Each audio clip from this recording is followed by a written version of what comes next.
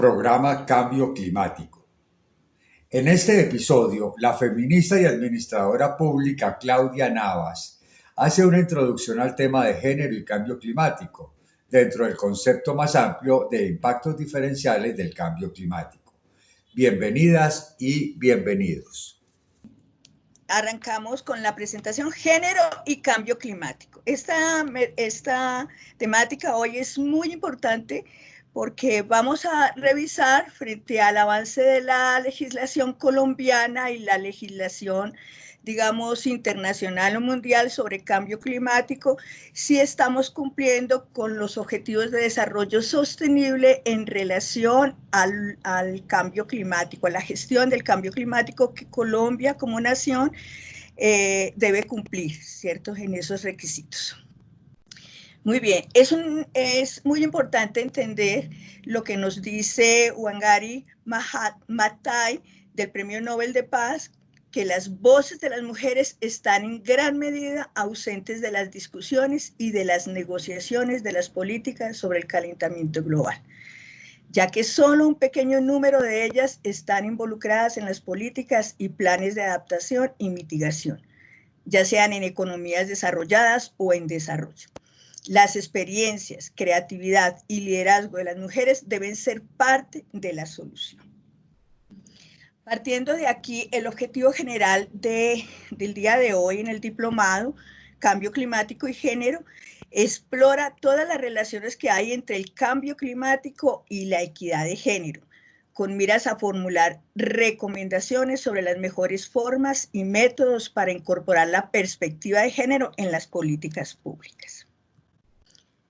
¿Cuáles son los objetivos específicos de esta semana en la que vamos a estar conversando?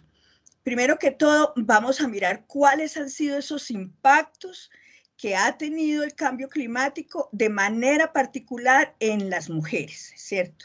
De qué manera son afectadas particularmente las mujeres con respecto a estos impactos del cambio climático. Vamos a analizar también el rol de la mujer y su contribución en esa adaptación y mitigación en la gestión del riesgo.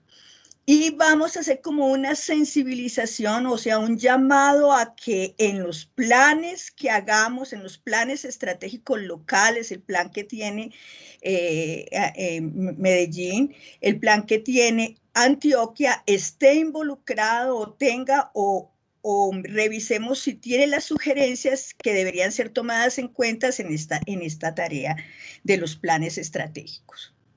Muy bien, a partir de ahí vamos a mirar cuáles han sido como esas leyes y esos acuerdos internacionales que se han acogido como leyes respecto a lo que tiene que ver con la gestión del cambio climático. Entonces, el primer proceso arranca en el 84 con el Programa de Naciones Unidas para el Medio Ambiente. Aquí, de alguna manera, se hace un reconocimiento que la temática ambiental debe ir de la mano con las mujeres y debe contemplar todo lo que tiene que ver las problemáticas que son generadas particularmente en las relaciones con las mujeres. A partir de ahí, entonces, se viene la Conferencia Mundial, ¿cierto?, para el examen y la evaluación de los logros del Decenio de las Naciones Unidas para la Mujer, Igualdad, Desarrollo y Paz. Esta fue realizada en Nairobi en 1985.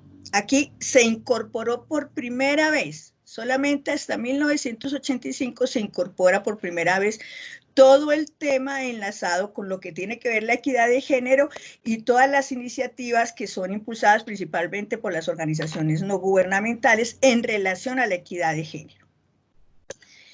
Luego, enseguida, viene la Conferencia de Naciones Unidas sobre Medio Ambiente y Desarrollo. Esta conferencia fue producida en el año de 1992, que se llamó la Cumbre de la Tierra en Río de Janeiro. Esta cumbre adoptó la perspectiva de género en todas las políticas y programas de desarrollo y medio ambiente, constituyéndose así en el primer antecedente internacional que incorpora esta perspectiva de género en la promoción de la sustentabilidad ambiental. Más adelante viene en el año de 1995 la conferencia de Beijing.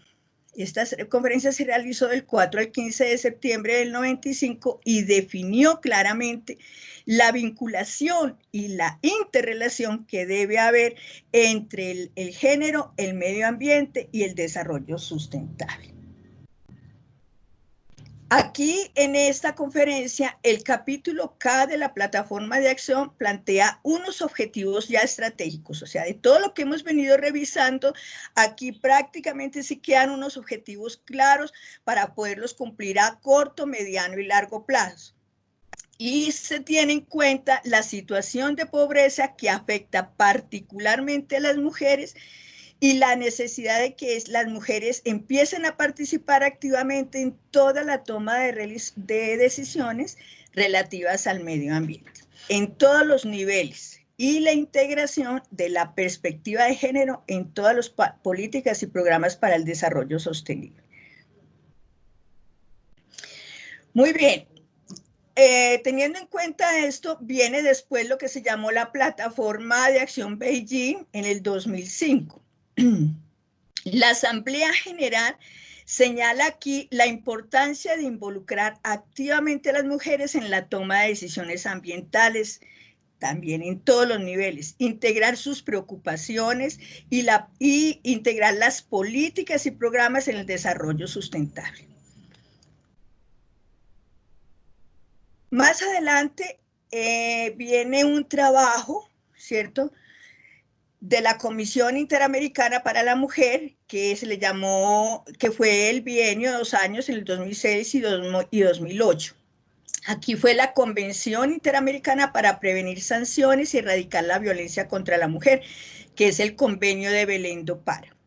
Yo quiero comentarles, haciendo como una pausa en esta presentación, de que todas estas, yo les tengo una carpeta armada para ustedes, que luego será colocada allí, teniendo en cuenta estas convenciones, pero también qué de estas convenciones y de estos acuerdos internacionales se han vuelto ley en Colombia. Y entonces esa carpetica la tengo para ustedes también, si ustedes lo desean, porque esto les ayudará muchísimo a mirar cómo se involucran las políticas públicas. Entonces, aquí se reconoce el profundo interés para todos los estados miembros del Caribe, de Centroamérica y México que tiene el tema sobre el impacto de los desastres naturales en las mujeres. ¿Por qué el género en las discusiones sobre el cambio climático? Entonces, el panel intergubernamental de cambio climático reconoce, ¿cierto?, el impacto diferenciado que tiene en las regiones del mundo, en las generaciones, en los grupos etarios y en los grupos socioeconómicos de género. Esto se da en el 2001, panel intergubernamental de cambio climático. Y que ese impacto cae desproporcionadamente sobre los países en desarrollo y las personas pobres dentro de estos países. Y que al realizarse de esa manera exacerba las inequidades que existen en todo lo que tiene que ver con las políticas sociales, en salud, en vivienda, en acceso a alimentos adecuados, en el acceso al agua y en todos los recursos que son necesarios para la vida en comunidad. Y aquí se revisa que sin duda alguna en esa condición de pobreza las más vulnerables para esto son las mujeres. Entonces, las mujeres y niñas tienden a sufrir más las consecuencias negativas de los desastres naturales y la pobreza. Y eso lo hemos visto, ¿cierto?, en lo que ha sucedido con el fenómeno del Niño, con todos los fenómenos que suceden, las olas grandes de calor, las olas fuertes de invierno, ¿cierto? En las áreas urbanas, el 40% de los hogares más pobres son encabezados por mujeres. Y en el sector agrícola es uno de los más afectados por las sequías y los cambios ambientales. Estando las cosas así, tenemos tres preguntas que resolver aquí en este caso frente a los planes estratégicos de la gestión del cambio climático. Una de esas preguntas es, ¿cómo proponer medidas de adaptación al cambio climático en una comunidad rural donde los hombres han migrado y las mujeres no son propietarias de la tierra? Estamos en un sistema donde la gran mayoría de los hombres tienen los títulos de la tierra, ¿cierto? Cuando los tienen. Y las mujeres generalmente no son propietarias. Una segunda pregunta. ¿Cómo fomentar la respuesta a efectos o impactos en sectores claves como el agua, la agricultura, el bosque, si las mujeres no participan en esa toma de decisiones fundamentales en esos planes de desarrollo? ¿Por qué a pesar de que la Convención sobre la Eliminación de todas las formas de discriminación contra la mujer fue aprobada hace más de 28 años, las medidas internacionales y nacionales que se han tomado para enfrentar el cambio climático no se han interiorizado en esos planes de desarrollo, en esos planes estratégicos? Colombia tiene una falencia grande en interiorizar esas medidas y esos acuerdos y esa ley. ¿Cómo se origina la desigualdad de género y dónde se origina esa desigualdad de género? Entonces nosotros miramos que los orígenes se originan en los modelos de desarrollo que han orientado esa construcción de las sociedades actuales. La valoración social de las personas por sus características biológicas ha conducido a un reparto injusto de esos recursos y de esas oportunidades para acceder a ellos y por lo tanto para poder participar en los beneficios del desarrollo. Entonces, partiendo de esto, vamos a mirar que esas inequidades o esas injusticias que se han presentado tienen unos impactos muy diferenciados frente a lo que tiene que ver con el cambio climático y el efecto invernadero que genera este cambio climático. Entonces, empezamos, por ejemplo, con unos ejemplos claros que he colocado acá, fotografías propias de Medellín y de Antioquia, donde respecto a esos efectos diferenciados frente a la agricultura y el cambio climático, hay unos aumentos en las jornadas de trabajo extenuantes de las mujeres ocasionadas por las sequías, inundaciones y problemas en la conservación del suelo. Hay una exposición a ciertos químicos industriales y agrícolas que aumenta esa vulnerabilidad de las mujeres a enfermedades durante el embarazo, el parto, los riesgos de la mortalidad infantil y las discapacidades. Entonces, ¿quiénes somos las que tenemos que pasar largas horas recogiendo agua? ¿O quiénes somos las que frente a una inundación, las que tratamos de sacar y proteger las cosas, las personas, los hijos, ¿cierto? La familia, los recursos que tenemos, si estamos sembrando, si estamos en la parte rural y tenemos una cosecha, pues somos las mujeres quienes estamos al frente de todas estas necesidades y de todos estos recursos. Frente al desabastecimiento del agua, aquí los brotes de enfermedades asociadas al desabastecimiento de agua potable, el saneamiento inadecuado y la falta de higiene, ¿verdad? El desarrollo urbano no planificado, la planificación del desarrollo en las tierras aledañas a las ciudades e incrementando las limitaciones en los servicios de salud reproductiva en las zonas de riesgo de mortalidad materna y embarazos no deseados. Hay una vulnerabilidad a la desnutrición, enfermedades infecciosas y respiratorias de las mujeres embarazadas, especialmente si son muy jóvenes o se encuentran en los últimos años reproductivos. Entonces, siempre el desabastecimiento de agua, el desabastecimiento de los servicios públicos, somos las mujeres quienes asumimos más la responsabilidad y somos las que acarreamos con todas las problemáticas frente a esto. Frente a lo que tiene que ver en la parte rural, los bosques, la flora y las plantas, ¿verdad? Entonces, aquí hay algo muy, muy importante porque frente a la biodiversidad de nuestra región, especialmente en Antioquia y en Medellín, hay están todas las comunidades, todas las organizaciones de las comunidades originarias, indígenas, campesinas, afrodescendientes. Entonces, frente a lo que tiene que ver con los recursos naturales y la agricultura, hay un incremento en el número de horas que las mujeres dedican al transporte de agua y de leña. Sí, hay una reducción de la escolaridad de las niñas por sus obligaciones en la búsqueda del agua y leña, y su impacto es bastante grande, ¿cierto? En sus potencialidades, en el desarrollo de las potencialidades de las mujeres y de las niñas como factor de cambio social, como sujetos sociales de derecho. También hay una transformación de las zonas boscosas en pastizales para el ganado y una creación de nuevas áreas para la crianza de mosquitos, pérdida o acceso limitado a diversidad de plantas y hierbas medicinales. Hay una gran pérdida del conocimiento etnobotánico y medicinal. Sí, las comunidades originarias tienen en su acervo y en su conocimiento, en su trayectoria de paso del conocimiento sobre qué plantas son sanadoras, sobre qué, digamos, medicamentos pueden salir para curar ciertas enfermedades propias.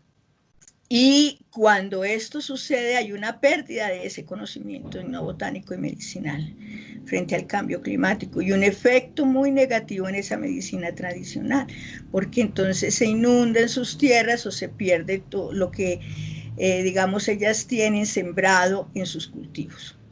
Hay una reducción en la producción de productos farmacéuticos modernos, porque como todos sabemos, los productos farmacéuticos salen de las plantas naturales y de ese conocimiento de las plantas naturales. Y hay una reducción en el empleo derivado de la producción y procesamiento de esas plantas. Bueno, frente al turismo hay un cambio en esos patrones de la demanda y los movimientos turísticos con consecuencias muy diferenciadas tanto para las mujeres como para las comunidades que son receptoras de este turismo. Y secundariamente también son muy afectados otros sectores tales como la agricultura, la artesanía o la construcción.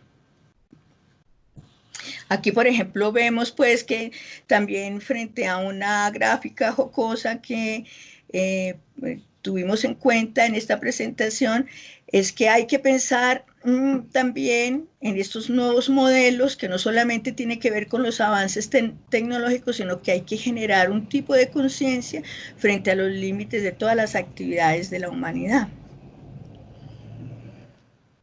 Muy bien. Frente a lo que tiene que ver con la contaminación, las mujeres y el cambio climático. Entonces, nosotros nos damos cuenta que hay los roles tradicionales que generalmente asumimos las mujeres y los hombres, pero especialmente las mujeres que asumimos los roles de cuidado, de crianza, ¿cierto? En estos roles las mujeres se exponen más a mayores cantidades de agentes contaminantes orgánicos. Las mujeres poseemos una capa de grasa subcutánea más espesa que retiene estos agentes contaminantes orgánicos y otros residuos de sustancias químicas tóxicas. Entonces, como resultado, frente al cambio climático y los efectos de la contaminación, tienen grandes repercusiones en la salud de las mujeres. En los peligros medioambientales tienen mayor incidencia en nosotras, las mujeres. Todo esto que les estoy comentando tiene que ver con estudios ya realizados, ¿cierto? Y hay un estudio particular que luego yo les comentaré más adelante en relación a lo que tiene que ver con Colombia frente al cambio climático. Y en esos estudios el aumento del gas carbónico y de esos efectos de invernadero, cómo nos ha generado también grandes problemas. Medellín y Bogotá son dos de las grandes ciudades más afectadas por esta polución y esta contaminación. En el aumento de las jornadas de las mujeres en relación a lo que tiene que ver con los desastres, Entonces aquí las mujeres también nos toca un aumento en las jornadas, ¿cierto? Asumimos lo que le llamamos las dobles y las triples jornadas. Yo sé que las mujeres que me están escuchando aquí lo saben. Nosotras, para poder asumir el rol de profesionales, el papel de profesionales, el rol de esposas, el rol de madres, ¿cierto? El rol de familia, pues tenemos que asumir dobles y triples jornadas, y si fuera de eso tenemos un rol social, un liderazgo social, ya sea en el barrio, en alguna comunidad, o en lo que tiene que ver con las políticas públicas de desarrollo, pues asumimos esas dobles y triples jornadas. En lo que tiene que ver con las comunidades, entonces la permanencia de las mujeres y niños en sus pueblos, hay limitaciones de acceso a refugios, dado que el 90% del cuidado de esos menores y ancianos corresponde a las mujeres, lo que implica o impide que las mujeres se puedan movilizar, ¿verdad? Siempre estamos pensando que tenemos que mirar cómo cuidar los niños, cómo cuidar las niñas, cómo cuidar nuestros padres, nuestros abuelos, nuestros ancianos, qué pasa en el barrio, qué pasó en la cuadra, y entonces esto impide el estar cuidando y conservando eso, pensando en que hay que recuperar los alimentos, hay que mirar cómo se distribuyen esos alimentos. Entonces, ese tipo de cosas nos hace que las mujeres tengamos menos acceso y menos posibilidad a podernos movilizar. Hay un aumento en el aumento de migración en la población masculina, con lo cual se aumenta considerablemente las responsabilidades de la mujer. Entonces, frente a una tragedia o a un desastre, los hombres generalmente migran o van en búsqueda de trabajo o búsqueda de recursos por fuera de la región, por fuera de la familia, y es aquí donde todas las responsabilidades del cuidado, la atención, la manutención, la reproducción recae sobre la mujer. Por consiguiente, también en esta parte, frente a las tragedias y eso, en el hacinamiento, donde se albergan a las personas, hay un aumento de las infecciones del VIH, SIDA y otras enfermedades de transmisión sexual, dadas las separaciones que sufren las familias y el hacinamiento frecuente que se produce en los refugios y asentamientos improvisados. Muy bien, dado este contexto general y global, y digamos en particular en lo que tiene que ver con Colombia y Antioquia, ¿qué podemos hacer, cierto? ¿Cómo podemos empezar a revisar esas políticas públicas y empezar a hacer que las mujeres entren a ser actoras, sujetas sociales, que le hemos llamado así, actoras políticas y sociales, que influyan directamente en todo lo que tiene que ver con esas estrategias de mitigación y adaptación? Y nosotras en Colombia, las mujeres, y particularmente, me llama muchísimo la atención, haciendo un recuento histórico y revisando toda la información que se tiene. Antioquia es pionera, y las mujeres antioqueñas, las mujeres paisas, son mujeres muy echadas para adelante, o somos mujeres muy echadas para adelante. Yo soy en parte del eje cafetero, y una gran trayectoria en estas zonas de Caldas, del Quindío, Risaralda y Medellín, en una zona por los lados de Samaná. Y me he dado cuenta que hay grandes organizaciones, las mujeres están muy organizadas en grupos feministas, en ONGs del desarrollo social de la mujer. Y me he dado cuenta que las mujeres paisas han demostrado ser un agente potencial revitalizador en las comunidades, y vienen jugando un rol muy activo en esa dirección, en ese liderazgo, en esa gerencia de los recursos naturales, en esa gerencia de la memoria, de la tradición, que viene del acervo de las comunidades originarias, muy a pesar de la exclusión tradicional a la que frecuentemente han sido sometidas, ¿cierto? Por la condición social, cultural y económica, y de la limitada participación en la toma de decisiones públicas. Entonces, En esa revisión nos damos cuenta que las mujeres vienen haciendo una serie de proyectos muy, digamos, a nivel personal, pero también muy avanzado a nivel organizativo. Y es ahí donde todas las propuestas de las mujeres deben ser tenidas en cuenta en los planes estratégicos. Entonces, si estando las cosas así, yo sé que ustedes, para quienes está este diplomado, la gran mayoría de las personas que están participando hacen parte de los entes de control, ¿verdad? Entonces, desde los entes de control se hace muy importante tres cosas. Primero, que revisen en los planes de adaptación y mitigación del cambio climático si todas estas propuestas, inquietudes, necesidades y proyectos de las mujeres negras o afrodescendientes, como también se hacen llamar, las mujeres campesinas, las mujeres indígenas, las mujeres de barrios populares, están siendo contempladas todas estas inquietudes, todas estas problemáticas y todas las decisiones están siendo tomadas en los planes estratégicos frente a la gestión del cambio climático, tanto en lo rural como en lo urbano. Y esto es lo que vamos a revisar esta semana. Si en esos planes están contempladas todas esas inquietudes y esas respuestas y también todas esas actividades que a nivel propio, ya sea colectivo o individual, las mujeres están proponiendo. Bueno, que en estos planes estratégicos, ya sea desde el plan de desarrollo, los planes de ordenamiento territorial, los planes frente a la gestión del cambio climático y frente a la gestión de los desastres, ¿cierto?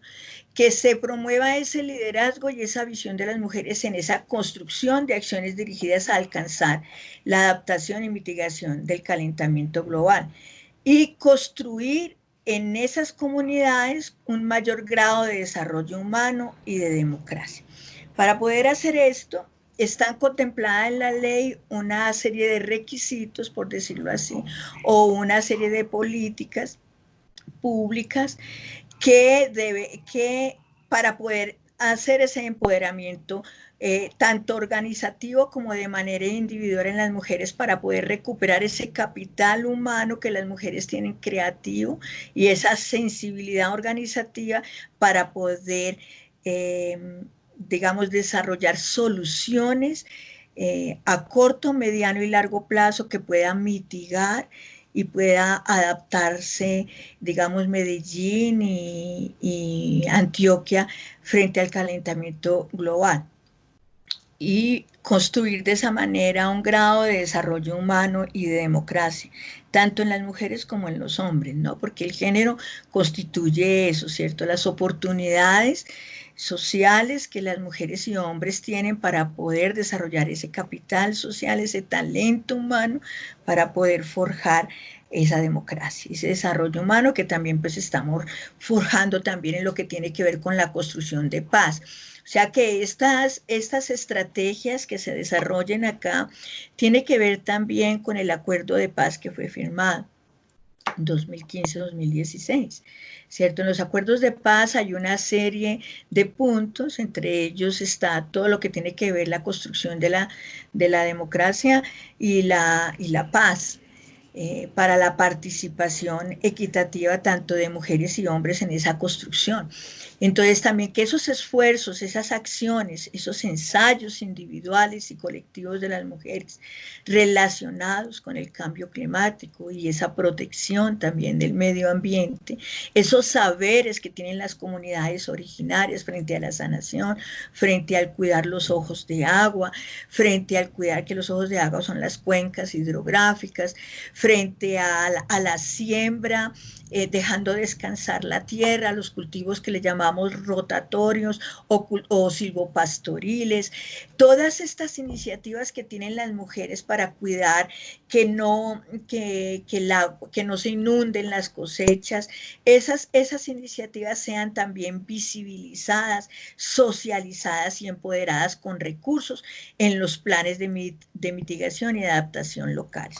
Ustedes saben, por ejemplo, que en los planes de desarrollo, lo que en los proyectos que no queden contemplados dentro del plan de desarrollo quedan sin recursos esos proyectos. Entonces, por ejemplo, en los planes de desarrollo y en los planes estratégicos se tiene que mirar que esos planes hayan sido trabajados con las comunidades, y lo más efectivo de mirar que hayan sido trabajados es que queden involucrados sus planes de vida. Las comunidades indígenas y las comunidades afro en sus territorios colectivos tienen los planes de vida, y estos planes de vida tienen unos proyectos a corto, mediano y largo plazo que superan inclusive los años del plan de desarrollo, pero que deben ser abordados dentro de cada administración. El Plan Municipal para la Gestión del Riesgo del municipio de Envigado, ¿cierto?, que fue hecho en el 2016, y yo les tengo todos los 4 planes en Antioquia.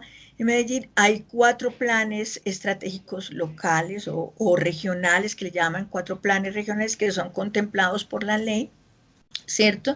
Y en estos 4 planes, yo se los tengo en un paquetico también, porque ese va a ser revisado esta semana en relación a que miremos cómo es que se involucra, si se involucra o no, y digamos la anotación que le vamos a hacer, digamos, como entes de control, si que se contemple las observaciones, que se contemple y se transversalice el enfoque de género y el enfoque diferencial en estos planes locales. Entonces aquí es muy importante que dentro de estos planes haya una capacitación, un acompañamiento técnico y tecnológico de las mujeres para la gobernanza en los territorios. La gobernanza es un término que ha venido tomando fuerza en relación a todo lo que tiene que ver a partir de la Constitución del 91, en relación a lo que tiene que ver con el empoderamiento de las organizaciones comunitarias que están en los territorios para poder cuidar, proteger y planificar el territorio, teniendo en cuenta toda la biodiversidad y todas las comunidades interculturales, todos los saberes interculturales, para poder hacerlo en colectivo y poder afianzar esos lazos o esos tejidos de unidad frente al Estado y la sociedad civil en esa relación, no solamente en esa relación intercultural, en esa relación intersectorial, y que también está siendo contemplada por la ley. O sea, la ley habla un poco de toda esa reciprocidad o toda esa corresponsabilidad que debe haber, y tiene unas líneas trazadas en esa corresponsabilidad para poder